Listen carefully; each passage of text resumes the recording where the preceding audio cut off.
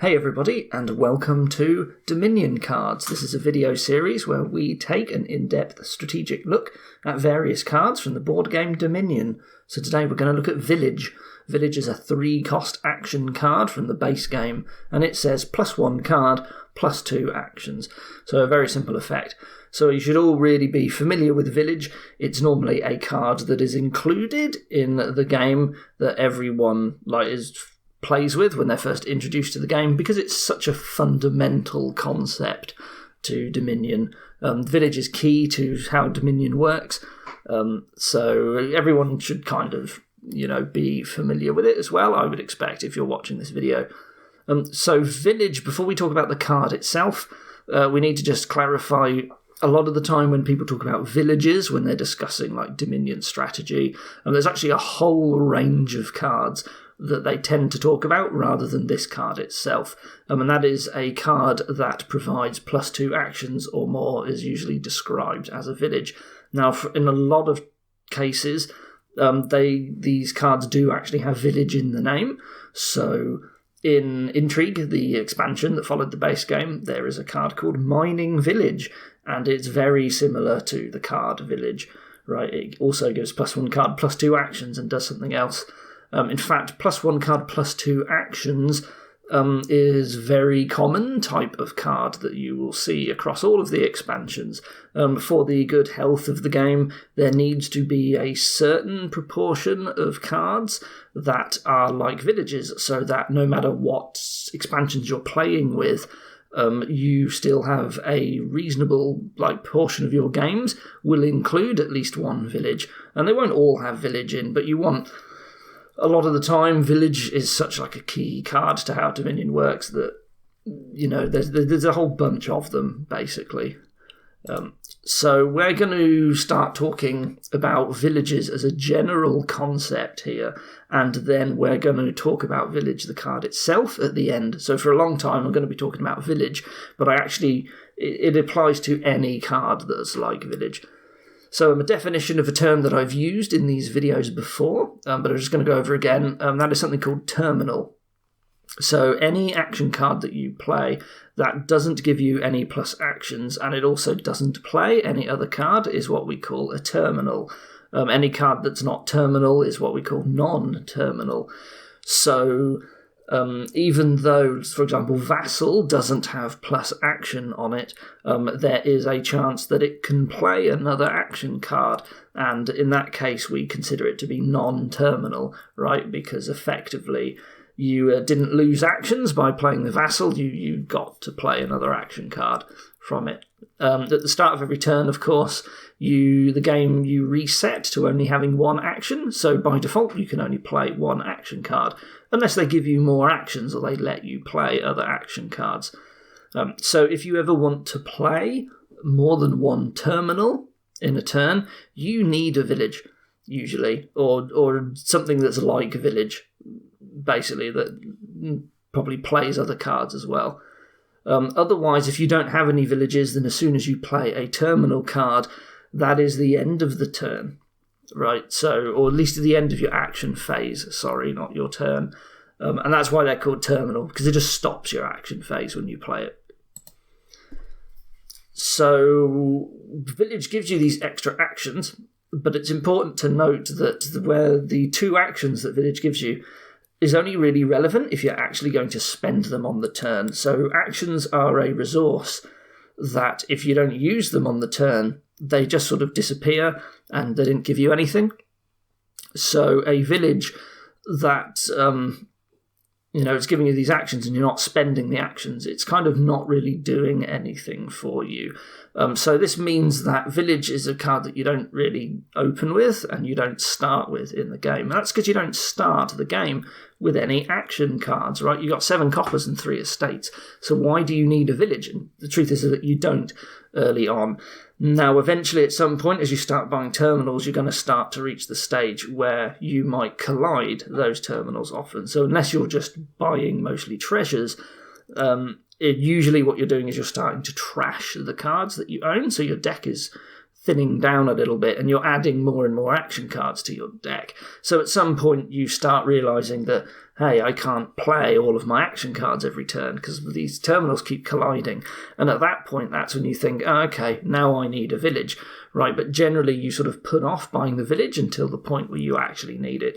It's okay at the start of the game. If you occasionally get a terminal collision, it's a bit sad, but, it's fine. Until your deck is completely under control, you can't really be expecting to play play all of your terminals every turn.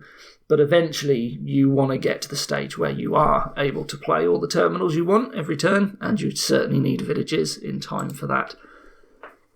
So just to further demonstrate this point that I made, if you are not spending the actions, village is not doing anything for you at all. So another definition that is used is cantrip. This refers to a card that gives you +1 card and +1 action. And what that means is that the card effectively replaces itself in your hand with the next card on your draw pile. And usually these are giving you some other sort of benefit on top. So a lot of the time it might be +1 coin as well. Now with village, if you play the village and you don't have any other actions, what you find is that this is just basically a do-nothing cantrip, right? The extra action went to waste, and so the card effectively did nothing at all. So if you look at this little example that I've got here, here is, we've got this hand of 3 coppers, an estate and a village, and we're going to draw a copper when we play the village. So we end up with this hand of 4 coppers and an estate. Now, if you imagine that we never bought that village in the first place, when we had our buy and we chose to buy village, we just thought, I'm not going to buy any card at all, I'm just going to skip it. When we get to this hand here, that copper that's in our deck, it will just be in our hand, and you'll notice that we have exactly the same hand. So this is what we mean when we call it a do-nothing cantrip, right? The +1 card, +1 action of the card. It's effectively, if you didn't buy it, you have exactly the same hand that you end up with. So that's something, this is why you don't buy villages early. They quite literally do nothing for you at all, right? It can be easy to think, it's like, oh, village, it's drawing me a card, so I still want it. But no, like the cantrip part of it means that it's actually not doing anything at all, right? The +1 card is not really draw. Your hand size doesn't go up when you play it, it's just replacing itself. So another thing that's important to think about with village here, if you are planning to play more than 1 terminal per turn, of course you need a village to do that.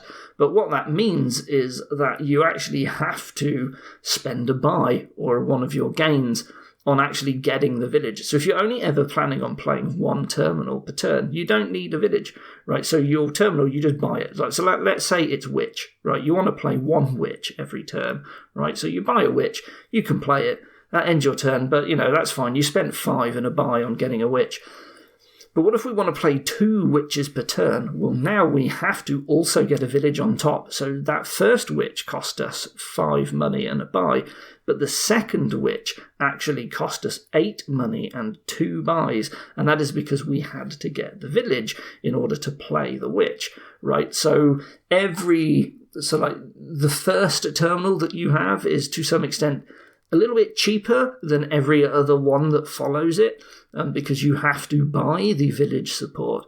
This is, of course, assuming that you're planning to draw your deck and actually play multiple. If you're going for a deck that's mostly money and you expect to only play at most 1 per turn most of the time, then obviously that second witch, you don't need to buy the village on top. Sometimes you have games where you don't have any extra plus buy available, and you don't have anything like workshop or remodel that gains you other cards. So you can only ever add 1 card into your deck on your turns. And what that means is that village isn't just a buy. You actually have to spend an entire turn just to get a village. And when you consider that most games go on, I think the average game length is 15 turns or something, spending an entire turn just for 1 village, that's actually quite a big investment. And so that may change how you decide how many villages you want. And you may think to yourself, well, it's such a big investment because it's the only thing that I'm allowed to get, that maybe you want to try and build a deck that doesn't quite so heavily rely on playing more than one terminal per turn, so you can basically just not have to invest in buying the village, because each buy is so important and critical and you don't get that many of them. So that's something to consider when you're looking at village. Now, a lot of the time when you look to draw your deck, you're going to do it via what we call terminal draw. So Smithy, for example, is terminal draw, right? It doesn't give you any plus actions, whereas Laboratory is non-terminal draw. So while there are both types of draw, what you tend to find is that there are way more terminal draw cards than there are non-terminal draw cards. And that's because draw is such a powerful effect that sort of the way that the game balances it most of the time is by making the cards that draw terminal, right? So that means that if you want to continue drawing and eventually draw your deck, you need to keep getting more and more villages, right? So you're actually adding the terminal draw and the village every time you want to add more draw to your deck. And in order to successively play multiple draw cards, you need to keep drawing villages into your hand as well. So you've got to get the right balance of villages to go with your terminal draw. Now, sometimes you will find that there is only one pile of cards in the kingdom that is considered a village. So that usually means that there are only 10 village cards that are available. And if you are using villages to start drawing your deck, then this will limit the amount of villages that you have to play other cards that are also terminal. So if you wanted to play as many witches or as many artisans in a turn as you could, or you want to play a witch and an artisan and a remodel and a bandit or something, you may find that once you start drawing your deck with the smithies, that actually you haven't really got any villages left over, and you're going to have to decide that one of those payload cards, you're going to have to not play it because you just don't have the villages to support it.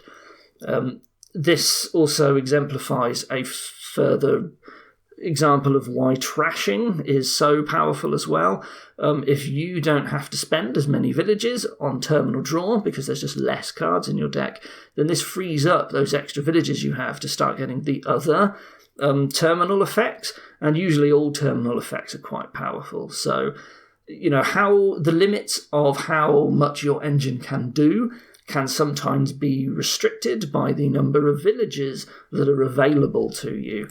On this regard, sometimes you want to get more of one type of card than your opponent. So if you consider a two-player game, there are 10 in the most kingdom piles. So every action pile, usually there's 10 cards in it.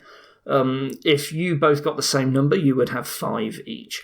But if you want to get more than your opponent, then you get 6, but your opponent only gets 4. This is what we call winning the split. Sometimes it could be 7-3 or 8-2, right? There are obviously different amounts you can win the split by. If there is only one village pile, then it can be important sometimes to get more villages than your opponent. Usually this is because there is some sort of very powerful terminal card that you want to play as much as you can. So Bridge from the Intrigue expansion is a terminal card that gives you buys and makes cards cheaper. And as you play more and more bridges, their effect gets more and more powerful until you get to the point where when you've played 7 of them, you can just buy the entire province pile in one turn, which is pretty crazy, right? If you can get that far. But you need village support to do that. Or Goons from Prosperity is another similar one. This is one of the most powerful cards in the game. It gives you points every time you buy a card, and it gives you a buy. And if you play multiple goons, then not only have you got a ton of buys, but you get a ton of points as you buy the cards as well. The points come in the form of a token, so it's not cards added to your deck, or at least not victory cards. And you can just gain hundreds of points in a game with goons if you can play a lot of them. So in those cases, it might be the case that you're limited to how well those cards can be by how many of them you can play in total, and it could be that villages are very important in that case. But even if this is the case, what you usually find is that you want to try and get your deck under control first. So you want to start getting some draw cards. You want to start trashing. And once you've sort of started to do that, then you can look into buying all the villages. Because if you just run straight for all the villages and say, oh, I need them all right away because it's going to be important, like what I have found in my experience is that your opponent sees that you're buying all of these cards that are doing nothing for you. And if you do it really early, they sort of get the opportunity to do something else and to just change. The more time you give them to swap into some other strategy, the better they can react to the fact that they aren't going to be able to do the same strategy as you, right? Like they might not be able to play that many cards. So they might say, oh, okay, well, if it looks like I'm going to lose the village split, because my opponent got ahead, then I will go for a strategy that doesn't really care about villages. And in the meantime, you've spent all of these early turns buying these cards that aren't doing anything for you right now. So you've like really slowed yourself down and you've given your opponent a long time to react to that. And that can go very poorly for you if you buy them too early. So it's hard to give more specific advice in that regard because it's very board dependent. It depends on just how powerful the payload is, really, and how much terminal draw you're spending villages on as well. So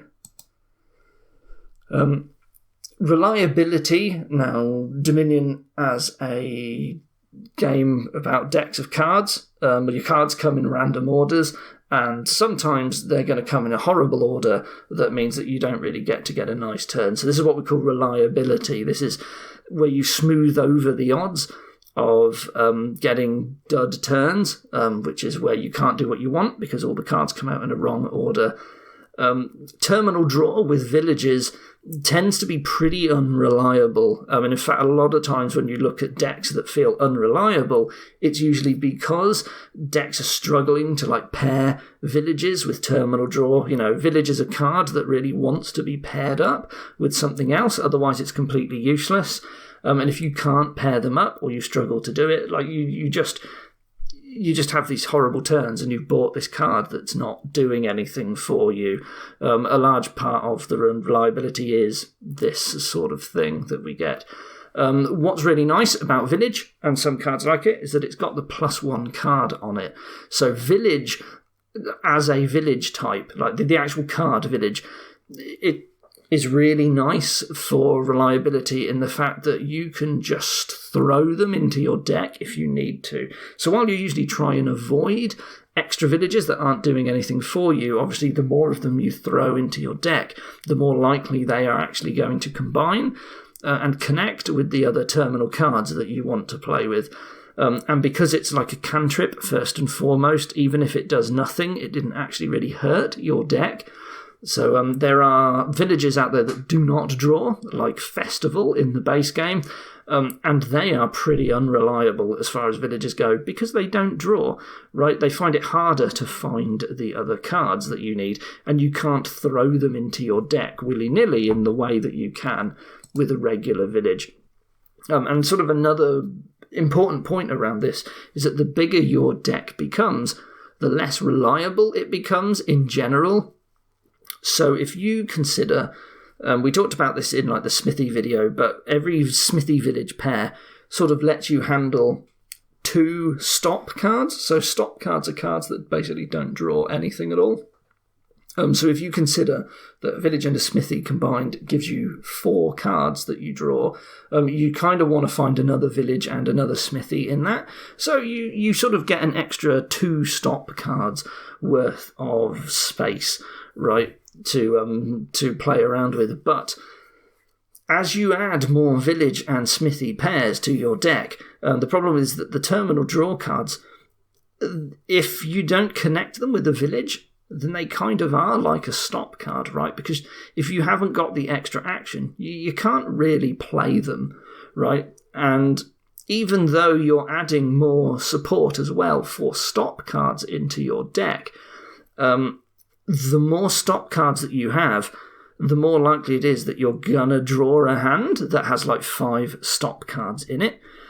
So as your deck gets bigger, what you tend to find is that even if you add the draw to support these stop cards, the odds that those stop cards will just clump together in a horrible way becomes increasingly more likely. So it's not, it's not necessarily a gigantic increase, but you still find that with each Village Smithy pair and the requisite stop cards that they support are added to your deck, like each pair of Village Smithy and stop cards, your deck starts to become more and more likely to dud and have a bad turn as you add them in.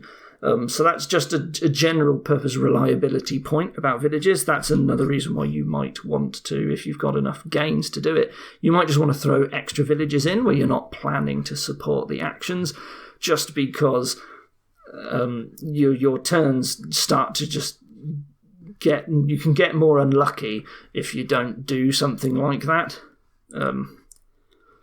Now let's talk about the actual card itself, Village. So Village as a card, most villages that you find will cost you 4. They will give you +1 card, +2 actions, and then they do something else. So we discussed in Smithy video that Smithy was a lot like the standard terminal draw template, but it costs less, and instead of costing 5, it costs 4. Well, Village is kind of like this. Its bonus is that it costs, instead of costing 4, it costs 3. But there's a big difference between Village and Smithy, and that is that there's a big gulf between 4 cost and 5 cost, but there's barely any difference between 3 and 4 cost. So at the start of the game, your deck, with its 7 coppers and its 3 estates, can hit 3 and 4 pretty reliably. Like, it's quite good at doing that, but it's pretty bad at hitting 5. So Village, the fact that it costs 3 instead of 4, like, your starting deck doesn't really care that much about it. Like, oftentimes you will pay 4 for Village, so because you need a village. Like, you will, if you really need a village to add to your deck, you will pay 5 or even 6 for it as well, right? Like, it's just a thing you want. So unless you are buying like multiple copies, the cost doesn't always really matter. Like, Village's bonus of costing 3 is not a big deal. Like, so what that means is that a lot of other villages, if you have 2 sets of villages on the board, and there's another one that's a lot like Village in that it gives you that +1 card, +2 actions, you find the other one tends to get bought out first, and that is just because, you might as well take the extra bonus. Like, Village tends to then only get bought if it's the only village that they can afford, and it's nice to have a cheap village, but village in and of itself is sort of unexciting compared to other villages because it's not really giving you more over other villages that you need. So that's sort of the overview of villages as a concept. The actual card itself, there's not very much to say, but there's a lot of things to think about when you consider building your deck using cards like Village. So what we're going to do now is we are going to, as always, go over to the client and we are going to generate some random kingdoms, this time with Village in, and we're going to see what sort of impact we think a village has on the kingdom. So here, Village is the only village-like. Are there any good terminals that we want to play? Artisan is really good with Laboratory. I think that's our only draw here. Yes, it is. So this is pretty key, right? We want to play Artisan to get laboratories. Militia is really good because the draw is limited as well. So that's nice. Workshop is available to make villages quite cheap, and it can get us merchants as well. Maybe it can play a few moats. What's trashing? It's only mine. So okay, so we've got a bunch of terminals. We don't want Village straight away. In fact, we don't want Workshop straight away because we really want to hit Artisan. So we would open like Militia and Silver. We want to do everything we can to get to Artisan as soon as possible. Then we start getting laboratories. Then we might pick up a Workshop and start gaining a bunch of villages and merchants. And we might eventually get a mine and just start upgrading our decks. We don't really want to be throwing too many treasures into this deck because the draw is a little bit limited. If we get enough villages, we can start adding moats that might protect us now and then from a militia attack, and it's quite easy to get villages. It's worth noting that there is no plus buy, but there are 2 cards that are gaining, and mine is going to be Maybe mine's not useful, actually. Now that I notice it, you don't have plus buy, so mine's build-up effect is not that relevant.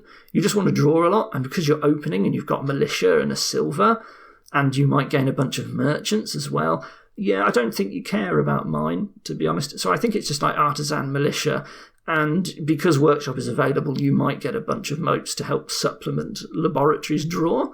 I think I said at the beginning that laboratory was the only draw, but obviously that's not true. Moat is there as well with village. So it's not super strong, but there is plenty of it. You can hit your opponent with a militia every turn, gain labs. Eventually artisan might get you extra duchies as well. So village is very, very cheap here, and I think it's quite good. I think you'll get a bunch, but there are ways to play without very many of them. It sort of depends on how many laboratories you get. So what's happening in this next kingdom? So we've got trashing with sentry and moneylender. Sentry seems very important here then. You would open with moneylender and silver, and you would look to get up to sentry, and you're going to trash all of your coppers.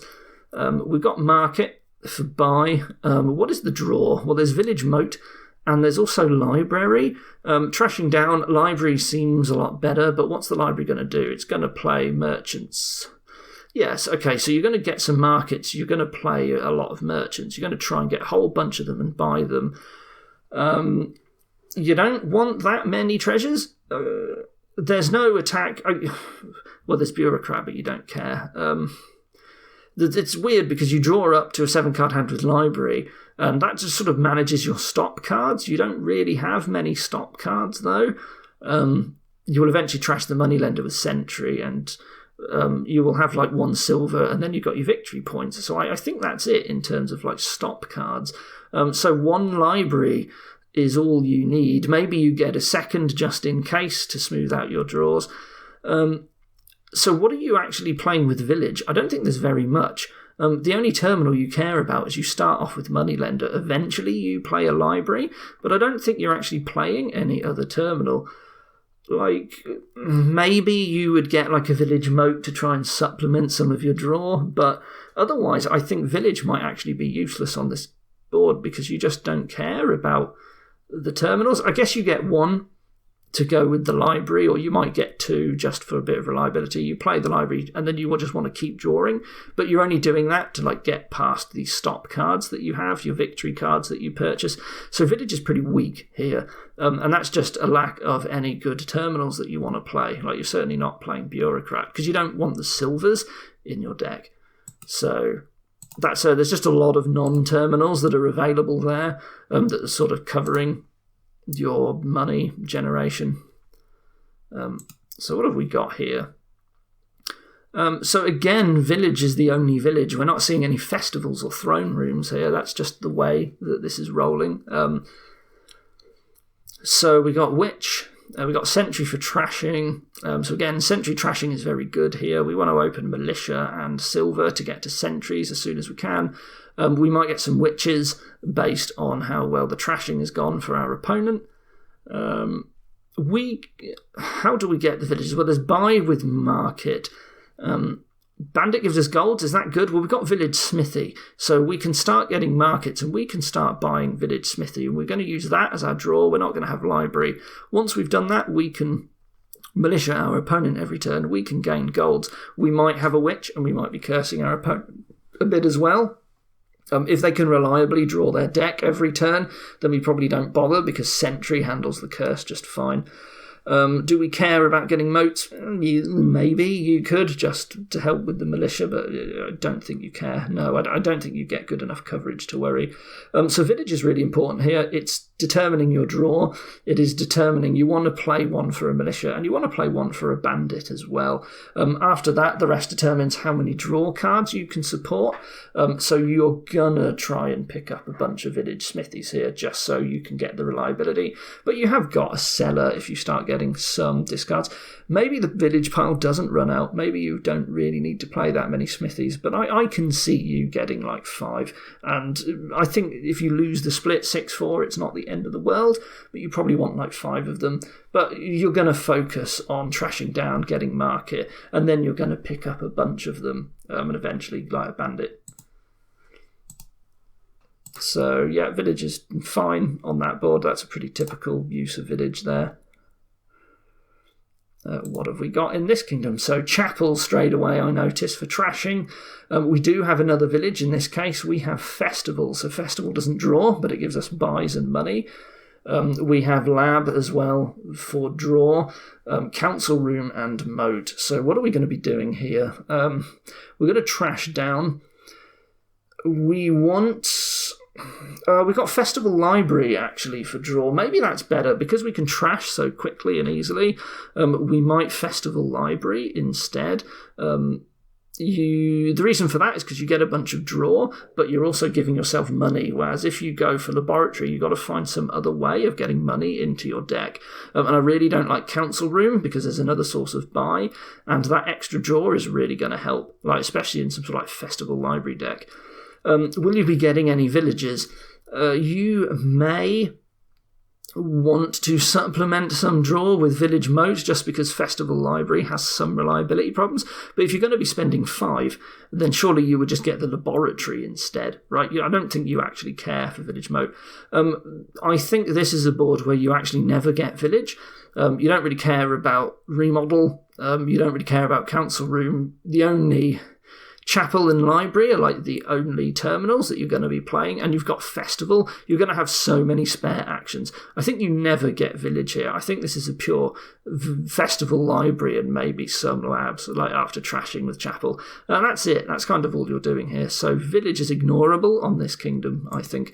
You've just got a more appropriate village in this case, one that's better and one that's also your payload. So what's going on here? So we've got chapel for trashing again. I noticed straight away we've got workshop, can gain you a bunch of villages and merchants. So we've got another festival library board by the looks of it. You trash everything and then you just get festivals and libraries. Markets are quite nice.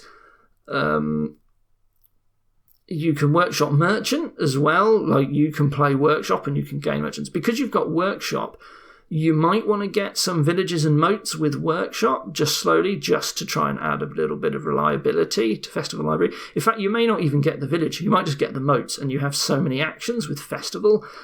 So I can see, like, again, you're not playing either of these. You are playing some terminals with library, workshop, chapel and moat, but you have got festival for a lot of that. Maybe you pick up some villages later on with workshop, but really you want the festivals for your village, and that's just because the festival library combo is like the main way that you are getting both your payload and your draw in this kingdom. So village, you might get some villages, but you would be picking them up with workshop probably rather than buying them. If you had 3 and some buys left over with market, you'd probably just get some merchants, right, and increase your money rather than go for the village, because you've got plenty of actions.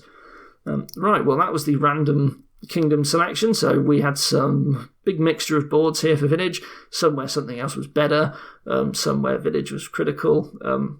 So yeah, this is a fairly bog standard card for Dominion. It's pretty core to the gameplay of Dominion, and sometimes you're going to want it, and sometimes it'll be important, and sometimes it isn't. So that's village. It's a middling card, I guess. It's part of a category of cards that is really important, but the card itself it's an average village, right? Like it's okay.